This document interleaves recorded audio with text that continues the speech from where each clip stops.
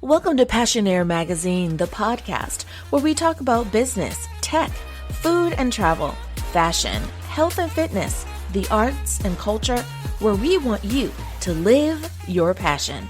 Passionaire Magazine, the podcast. Hello, everyone, and thank you so much for joining me for Passionaire Magazine, the podcast. Today, we'll be looking at ways that we can deal with negative emotion and stress when it comes to our day-to-day lives. Now, of course, in this short period of time that I have with you today, it is not going to give you the solution to all of your problems, but perhaps one or two of these is something that you can use, or perhaps you can even share with someone that you know, and it may be exactly what they have been looking for. So dealing with negative emotions and stress is an essential part of maintaining our emotional well-being as well as our overall health. We have to look at our emotions as well as stress and how it is connected to our self-care. We have to make time for ourselves. No matter how simple the self-care is, we need to make sure that we are looking at ways that we can lower our stress and deal with any negative emotions that come up that day, that week, or according to a particular project that we have going on. I'm going to give you 5 points, and hopefully one of them will be the example or the suggestion that you have been looking for. Number 1, be mindful. Practice mindfulness and relaxation techniques. In our taking care of ourselves, right? We're going to take care of business anyway, right? That's who we are. That is what we do. But we also need to make sure that we are taking care of ourselves. So an example of mindfulness and relaxation techniques would be when you're feeling overwhelmed at work due to a tight deadline. Now, I realize that you may be working with a team and you can only push but so hard. Certain things might be out of your control. Or you've been given a task and you have 24 hours to make it happen when you really need 72 hours. Those are going to be stressful, high stress days. I totally and completely get that. But once you have done all that you can do, you want to make sure you're not doing anything that is going to cause your body to want to kind of walk out of the situation, right? If you're suffering with high blood pressure, or if you know that you are easily triggered for panic attacks, we want to be mindful of all of those things. So what are some things that you can do? You want to practice your mindfulness techniques. You can do that through deep breathing exercises.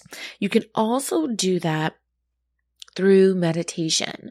So if you find that during the day that you have gotten to that point where you're starting to feel your blood pressure rise, as they say, take a moment to step away if you can. If you can, step away. Do that thing, that thing that works for you for as long as you can until you feel yourself becoming calm again. Sometimes a simple solution is when you are getting to that heated point, when you are starting to feel the stress rise up your spine, is by saying, okay, I'm going to go get some coffee. I'm going to go get some tea. Just a simple walk away for 20 seconds is enough to kind of shake off that feeling, reset, and come back with a fresh mind. Or perhaps go to the restroom and come back. But taking short breaks to stretch, to relax your mind and your body can help redirect the stress that you're feeling. Now, one of the things that I suggest, if this is you just work in a high stress environment what you do is stressful, the project that you're working on is just one of those types of projects, every few hours, make sure that you are walking away. Walk away from the whiteboard, walk away from the desktop, from the laptop, put your phone down. Go ahead and walk down to the lobby of your building. If you work in a building that even has a cute little store, a little shop, or a little boutique or something, walk downstairs. Walk downstairs, buy yourself a water, and come back up. Use that as a break at that halfway point, right? So it's not lunchtime, but if you've been in the office since 7, 8, 9 o'clock and it is now 11, right? And it's time for you to take a break. Walk downstairs, go buy yourself a water. That gives you time on the elevator. That gives you time in the lobby, just to kind of break it all up, right? Give your mind something else to kind of focus on, to distract it from what's causing the stress in the first place. Get you a water, perhaps buy some breath mints, whatever, right? Go back upstairs and get back in the grind. Go ahead and do what you need to do. Now, I'm the type of person, I take lunch at 2 p.m. I give everyone else who has very strict time when it comes to when they are allowed to take lunch, meaning people have to take lunch from 11 to 12 or from 12 until 1. And then I realized that there are some folks that wish that they could have an earlier lunch, but they have to take their lunch from 1 until 2. That to me, when I was an employee, was considered the late lunch, and it was a privilege to be able to have that 1 to 2 lunch. Well, I now try to take my lunch from around 1:30, 2 o'clock until maybe 2 to 3. Right? And that's because by that time, lunch for all intents and purpose is over for most folks, right? So the restaurant isn't as crowded. I'm able to get better service from the wait staff because they're not in that lunchtime crunch. Right? And it really and truly has made a difference. Now, there are some restaurants that doesn't matter. It's always going to be, super busy. So whatever works best for you, whatever you can do, but doing that small change was self-care for me, right? Because now I'm able to also enjoy my lunch at a time where the restaurant is a little more quiet. I'm able to listen to the beautiful music that's playing, and really just enjoy the ambiance of the restaurant as opposed to just the hustle and bustle, the chatter of people coming and going, right? So you want to do that thing that is going to take you out of that stressful feeling so that you can enjoy the moment. Number 2 is healthy lifestyle choices. An example of this is you're constantly feeling anxious and irritable. And this can sometimes, considering this is lifestyle choices, sometimes you will be able to change 80% of your lifestyle choices once you've figured out that it's your lifestyle choices that is causing you this anxiety and the stress. Unfortunately, many people do not realize that what's causing them the stress is simply the way in which they live their lives. They are not doing those small things that can help bring them joy, that can help bring them a sense of calm, a sense of peace. Instead, everything is rat on the rat wheel. Right? It is still the way of thinking when we were employees, right? So you have to switch that mindset and think, well, now that I have a little bit more freedom, my movement isn't as restricted, what can I do that's going to be that positive change? Now, I'm not knocking being an employee. I loved being an employee when I was. I gave my 110% then the same way that I give my 110% now. I learned a lot being on that side of the game. Now that I'm on the other side of the game, it helps me understand what I need, how I need to explain things, the way that I want things done for my office.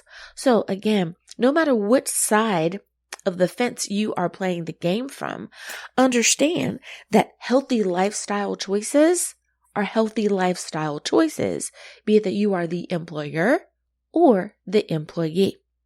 So if you are living a life that is making you feel more anxious or more irritable than feeling calm and having an enjoyable day, you might want to think about adding some more exercise to your daily life. We know that exercise is a great way to beat stress.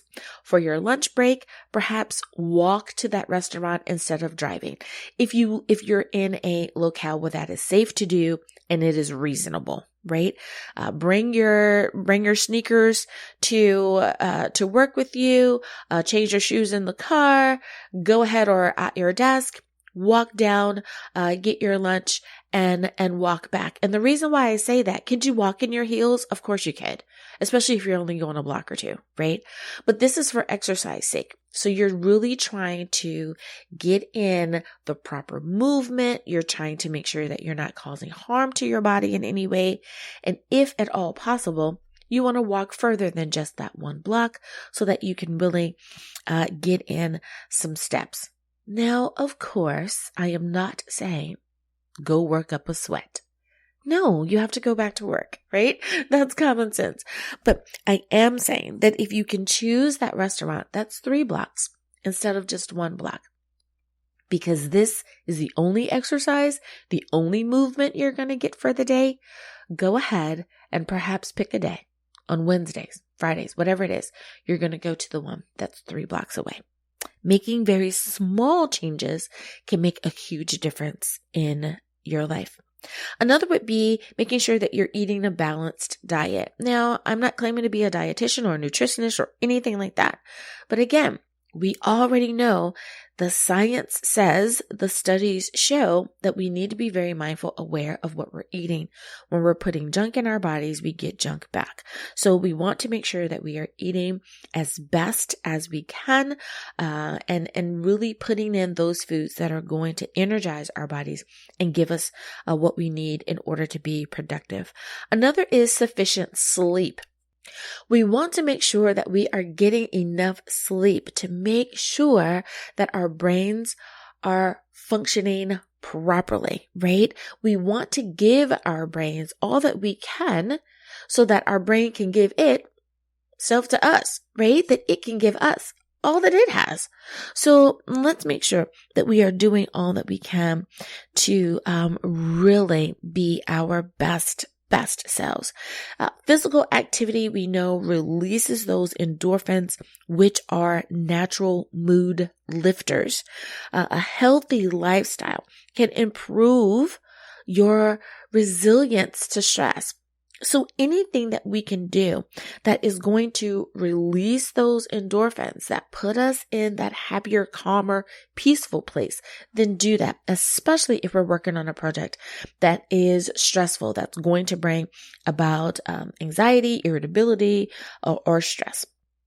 Another thing that we can do is be effective communicators, right? Looking at effective communication, not only with yourself, right? Being honest with yourself, but also with your team, with your staff, with your department, and with those that you love, right? With your kids, with your spouse, your significant other, whatever. Make sure that you're really communicating. So an example of this would be if you have an ongoing conflict with anyone. This is especially important because when you have an ongoing conflict, that means that whenever you see that person's name, hear that person speak, when you have to interact with them in any way, shape, or form, you are going to be triggered by them. And we don't want that, right? So one way that we can deal with that is to engage in open and honest conversation with that person. Perhaps there was a simple misunderstanding. Perhaps that person read your text message or your email with a malicious intent. and that was not your intention. Perhaps you forgot to put a comma where you should have, and it changed the whole tone of what you sent, which is true, right? We see that from time to time, especially on social media, where a celebrity will make a comment, and because they didn't use proper punctuation, people have to determine for themselves, did they mean this as an insult or didn't they? Right? And many times they have to take that post down, repost it or correct it. And it makes a world of difference. So in being an effective communicator, we need to make sure that we think about what we're trying to say. Write it down, rewrite it, fix it, say it out loud. Don't just call the words, but really read it. Slow down and read each and every word to make sure that you've said exactly what you wanted to say. So, at the end of the day, you'll be able to say, I said what I said, right? And you will be able to say that with the authority. I said I was sorry. I meant I was sorry. I said I couldn't come. Unfortunately, I cannot come. However, I can do this instead of that, right? You know that that's what you said, and it may disappoint someone, but you've also given an alternate. You've also given them the opportunity to accept something else that you are able to do without there being an issue, right? So in being an effective communicator, you also need to learn how to listen actively and express your feelings without blame, without judgment, to be able to say what you need to say, but be mindful of the other person as well.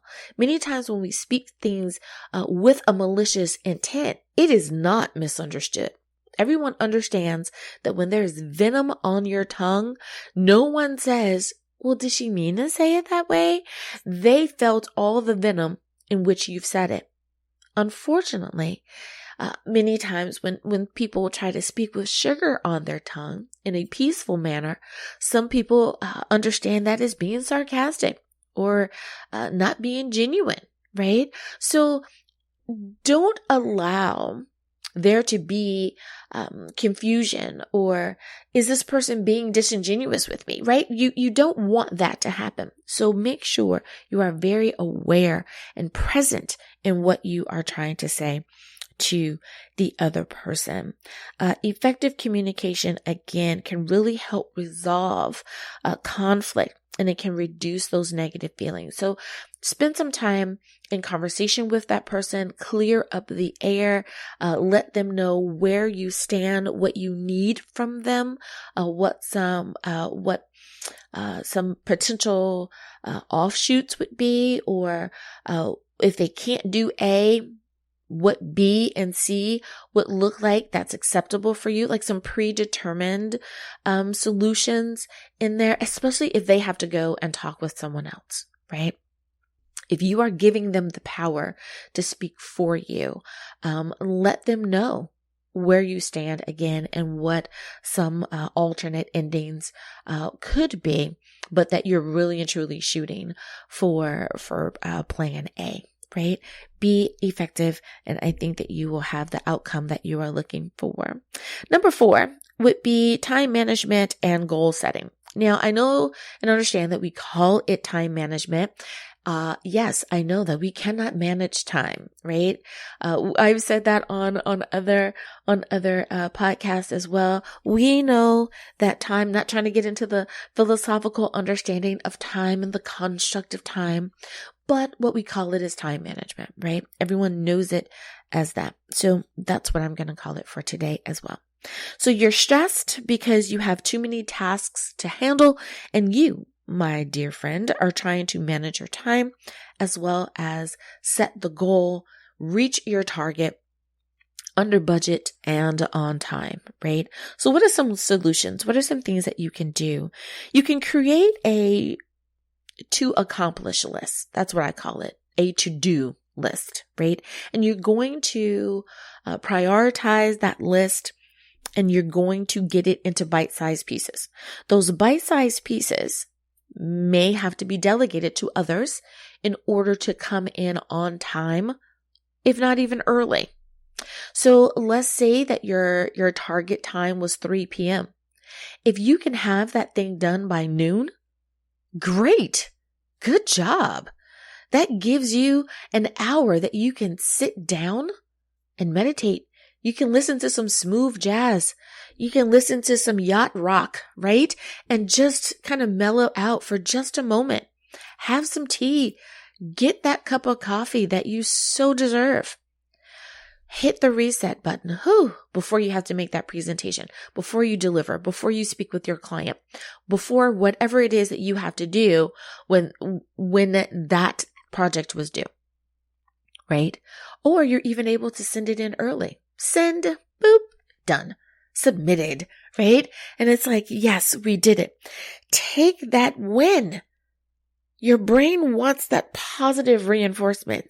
Take the win. And if that can make the difference also in how you do future projects. When you have that win, your brain wants to continue to do that. They want to repeat that. So give yourself that win in that way. Make sure that you are doing the things that you need to do in manageable steps. This approach will help you stay organized. It will help you reduce your stress. It will help you gain that sense of accomplishment that you've been looking for. And a way to practice this is to do it with something that you know how to do. Do it with something that you know you are going to be able to achieve that task. Right? I'm serious. For someone who's really, you're stressing right now and you're like, oh my goodness gracious, I need something. I need to change it up a bit. Okay. You're going to write down, I am going to successfully pick up the children. He's like, what? I do that every day. Okay. Put that on your list. I'm going to successfully pick up my children before 6 p.m. Well, I do that anyway, Dr. Angela. Yeah, put it on the list. Successfully pick up the children before 6 p.m. Successfully have dinner before 9 p.m. Well, just listen. Do it, right? It's gonna change how you view what you do, right? You've now picked up your children and it's 5:30. Yay, I did it. Cross that off your list. Good job. You're going to go home, change your clothes, take a shower. You're going to do all those things that you need to do to decompress, shake off the work day. And then you are going to fix dinner. Or perhaps you're going to change into something and you're going to go out for dinner. Or perhaps you're going to order dinner and have it delivered. Whatever you need to eat, right? And guess what? You were able to eat dinner and settle back into your home all before the deadline that you set, 9 p.m. Guess what? You get to cross that off your list. So at the end of the day, when you go over, yes, I did that, you're able to look at how much you accomplished that day. Looking at how much you accomplished that day gives that positive reinforcement. So many times, what I'm saying is that many times we just gloss over the things that we do because it's a part of our routine. We just gloss over them and we don't give ourselves the accolade for, job well done. Today, we did everything we did. Now, for those of you who are saying, well, I don't need that in my life. That's fine. I don't need to applaud myself for successfully picking up my children. Good for you. But someone listening needs that, because they have not been able to successfully pick up their children before the 6 p.m. deadline for the past 2 months. They've always gotten there at 6:10. And folks keep saying, listen, we really need you here at 6 o'clock. We're closed at 6. We're gonna, you need to get someone else down here. We can't keep doing this. Perhaps they've even been told, if you're late one more time, we're going to have to release your child from our program, right? There's someone listening that is totally and completely stressing about that. So if that's not you, okay, great job.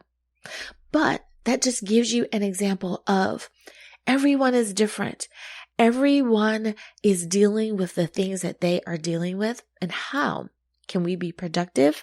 How can we look at setting goals and managing our time as best we can by making some changes in our lives?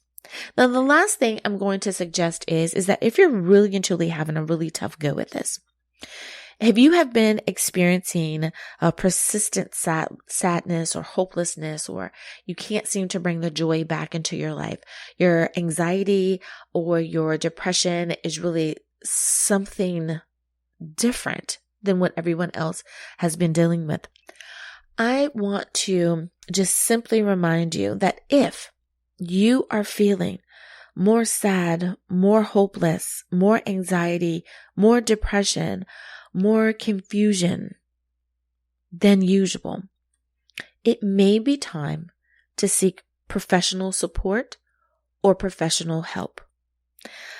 Reaching out to friends and family are always good, but if you're starting to notice that that isn't giving you what you need, then perhaps seeking the support of a therapist, of a counselor, is what you need at this particular time in your life. It doesn't have to be forever, but it may be for right now. Sometimes negative emotions could be a sign of something else, of a more serious issue or concern. And I don't want you to struggle. I don't want you to have to deal with that and think that there's something wrong with you because you can't seem to shake it.